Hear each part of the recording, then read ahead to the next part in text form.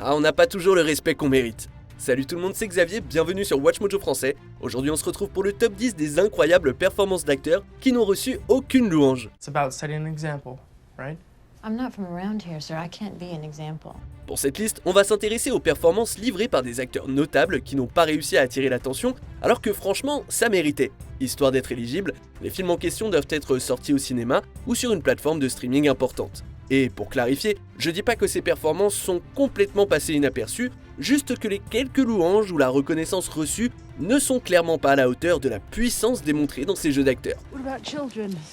I have 3 in the bag. All redheads. Numéro 10, Toni Collette, Hérédité. Il y a peu de mystère pour celui-ci, les films d'horreur sont rarement appréciés à leur juste valeur, que ce soit aux Oscars ou aux Golden Globes par exemple. And there is nothing I can say and nothing I can do. Because it happened. Si vous n'êtes pas d'accord, pensez à Florence Pugh, dont la performance brute dans Midsommar a été largement ignorée. Avant sa collaboration avec Pugh, le réalisateur Ari Aster a bossé avec Toni Collette sur Hérédité, un film acclamé par les critiques en 2018. There's a body. Yeah, I mean, I think it's my mother, I think, but I can't tell because the skin's all black and she's all distended, but the head is gone. Will you please? I just need you to go and see upstairs. Dans ce film, elle incarne Annie Graham, une artiste spécialisée en miniature qui essaye d'encaisser le décès de sa maman. Alors que la famille d'Annie se déchire, elle vit une dépression nerveuse prolongée, une dépression viscérale, violente et terrifiante. And I know you miss her, and I know it was an accident, and I know you're in pain, and I wish I could take that away for you. I wish I could shield you from the knowledge that you did what you did, but your sister is dead. She's gone forever. La performance de Collette va probablement gagner le statut d'une des meilleures de l'histoire du cinéma d'horreur, mais bien que de petites organisations l'aient congratulée, les deux gros noms des awards ont purement et simplement ignoré Hérédité. Numéro 9, Ryan Gosling, Drive. Ce beau gosse nonchalant, adorable, excentrique, est l'un des hommes forts d'Hollywood, l'un des acteurs les plus talentueux et convoités du milieu. I give you a 5-minute window. Anything happens in that 5 minutes and I'm yours. No matter what. Anything happens a minute either side of that, and you're on your own. Si on se penche sur une liste des performances et ou des films les mieux reçus de Ryan Gosling, Drive apparaît quasiment tout le temps. Mais du coup, pourquoi si peu d'amour après la sortie du film en 2011 ? Le transporteur anonyme au centre de cette histoire est certainement discret et réservé, ce qui explique sans doute pourquoi la performance a été oubliée à la saison des remises de prix. So I offered your services to take Benicio and Irene home. That be okay? Yeah, sure. Quoi qu'il en soit, Gosling transmet quelque chose de fort malgré la difficulté du rôle. Il réussit à rendre le conducteur vivant en imprégnant chacun de ses regards, chacun de ses gestes subtils et chacune de ses courtes répliques avec une intensité et une signification silencieuse. Thanks.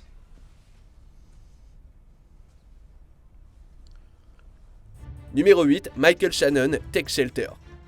Dans le futur, on pourrait bien se souvenir de Michael Shannon comme l'un des meilleurs acteurs de genre de sa génération. I think I might need to try some medication.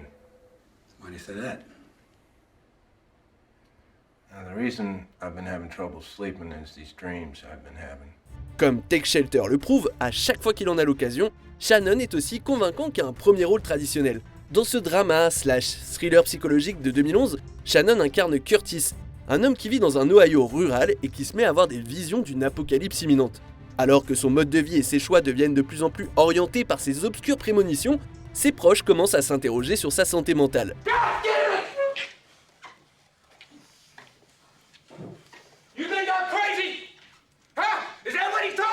C'est une performance captivante, quoique pas toujours facile à regarder de la part de Shannon.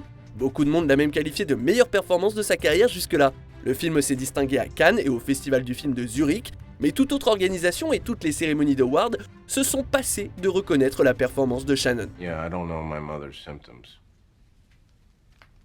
I was just 10.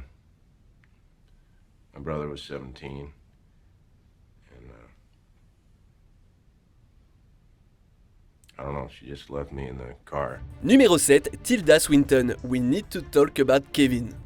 Actrice qui se fait un malin plaisir à s'abroger des cases, Tilda Swinton a gagné l'Oscar de la meilleure actrice dans un second rôle grâce au film Michael Clayton. Mais on va pas se mentir, elle a plus souvent été snobée qu'acclamée pour ses prouesses. It's a shifting balance, really. It's, You try to, when you really are enjoying what it is you do, who needs balance? There's your balance. Le fait que sa perf en tant que premier rôle dans Julia ait été globalement ignoré, c'est de l'ordre du criminel. Mais le débat se pose quant à savoir si finalement ce n'est pas son jeu dans We Need to Talk About Kevin qui méritait encore plus une récompense. Dans ce film, Swinton incarne Eva Cacciadourian, la mère d'un garçon extrêmement dérangé. Mommy was happy before little Kevin came along. You know that? Now Mommy wakes up every morning and wishes she was in France. C'est une perf où elle exprime des émotions incroyablement complexes. Alors oui, elle a eu un petit clin d'œil de la part des Golden Globes, mais les Oscars les ont inexplicablement ignorés, elle et le film. Et probablement à cause du sujet difficile, le film est sorti dans un nombre limité de salles. Numéro 6, Julie Delpy et Ethan Hawke, Before Midnight. Le troisième opus de la trilogie Before de Richard Linklater reprend l'histoire 9 ans après le film précédent. No, okay, I think you would remember if I did.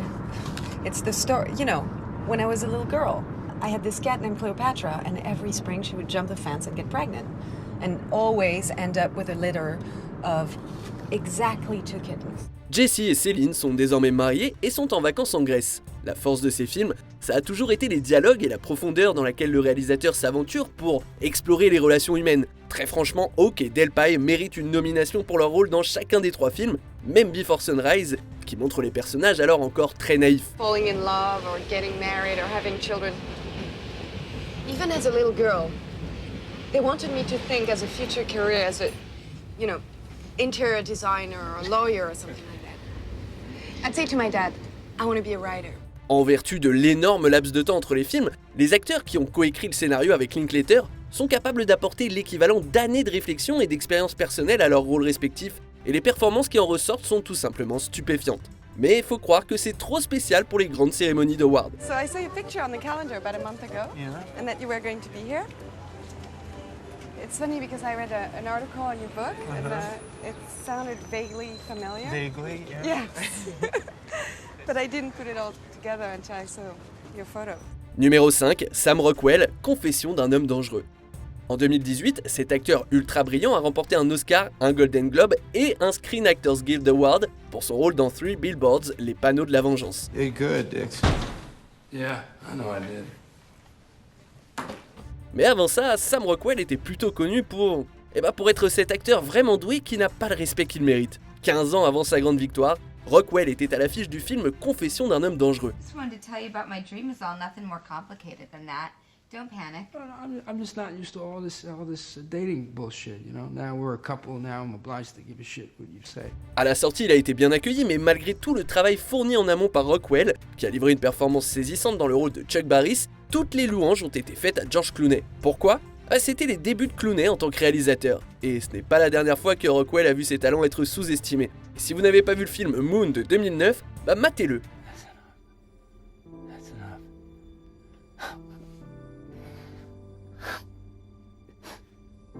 I wanna go home.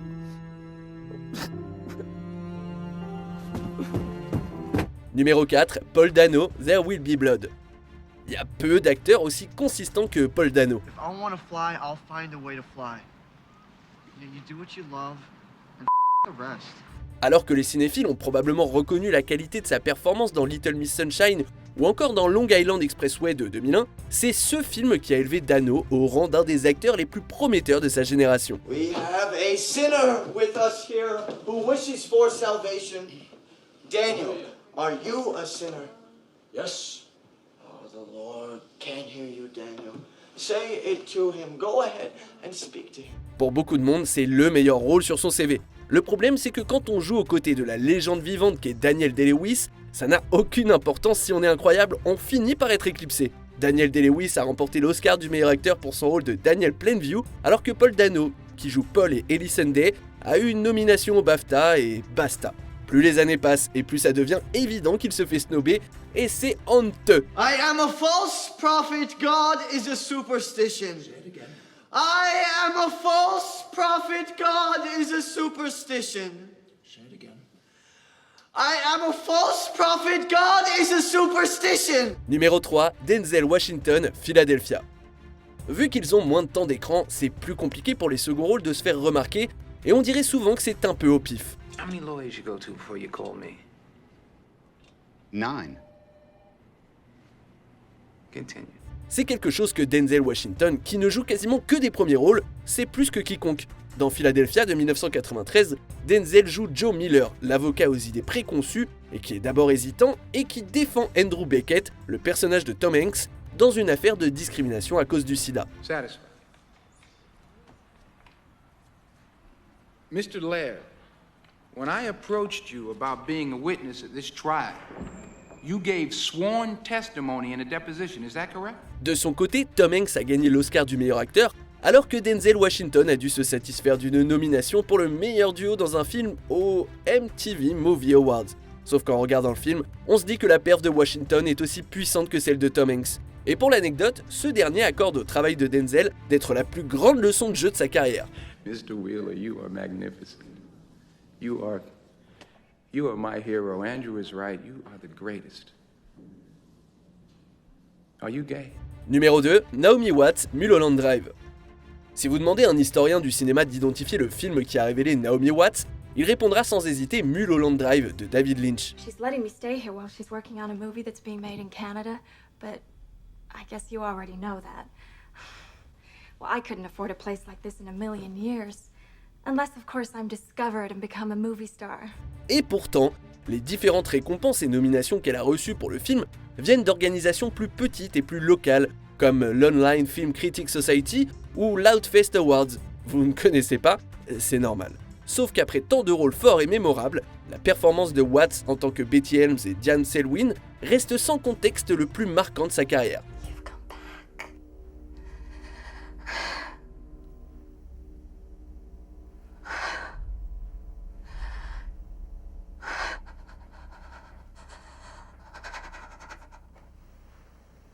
Ce rôle montre sa polyvalence et l'étendue de ses capacités d'actrice, son personnage se transforme drastiquement devant nos yeux. Alors pourquoi tant de mépris? Eh ben, les acteurs de Lynch gagnent rarement des prix. Demandez à Cheryl Lee, dont la performance incroyable dans Twin Peaks a été vachement sous-estimée.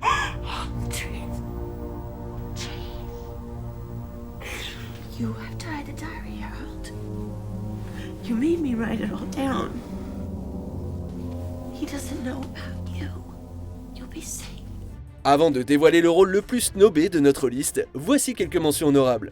Rebecca Hall, Christine, un rôle déterminant dans sa carrière, alors pourquoi on en a si peu parlé? Anything else while you wait? No.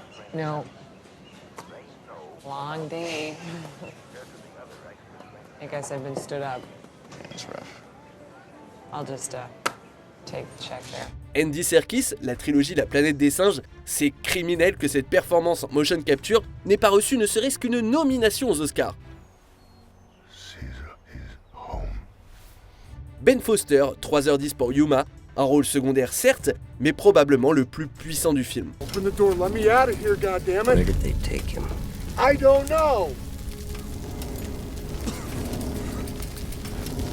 Mister, you better tell me where they took him, or you will burn.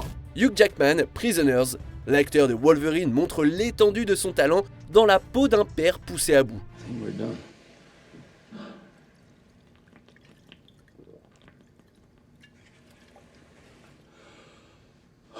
Maggie Cheung in The Mood for Love, une performance électrique qui n'a pas reçu l'amour mérité en dehors des festivals ou des remises de prix.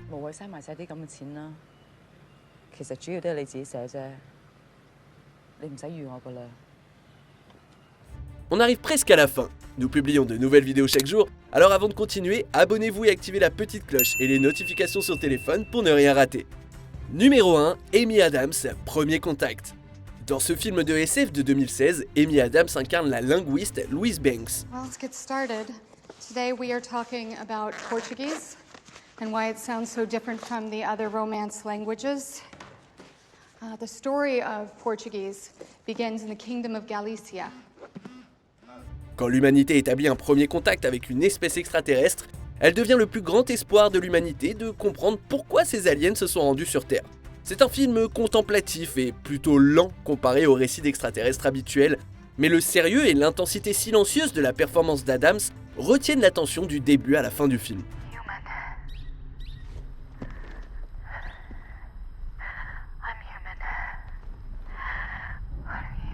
Il y a des moments particulièrement puissants et chargés d'émotions au cours du film, et Adams les assume de manière ultra solide. Premier Contact a certes reçu quelques éloges, mais même si Adams porte le film à bout de bras, les Oscars l'ont complètement ignoré. Enfin bon, c'est pas la première fois qu'Adams se fait complètement ghoster. Aussi léger que soit Il était une fois, son rôle de Giselle méritait plus de reconnaissance. Giselle! Edward!